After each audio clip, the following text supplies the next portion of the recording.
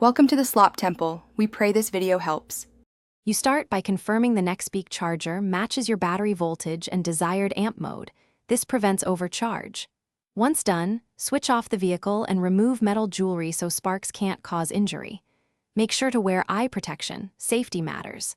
Next, locate the battery's positive, plus, then negative, minus terminal, and set the charger to the proper voltage and charge rate. Now connect the red clamp to positive first, then the black clamp to negative. This order reduces risk and primes the circuit for charging. Once clamps are secure, choose the charge mode that fits the battery condition. Fast for quick starts, maintenance for long-term care, recondition for sulfated cells. Then set the amperage. Lower amps protect older batteries while higher amp speed recovery. After starting the Nexpeak charger, monitor the display and LEDs for voltage, percent charged, and temperature.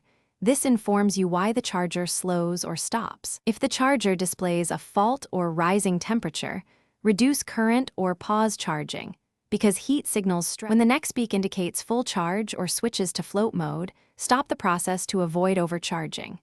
Make sure to turn off the charger before removing clamps. Disconnect the black negative clamp first, then the red positive clamp, and stow cables neatly.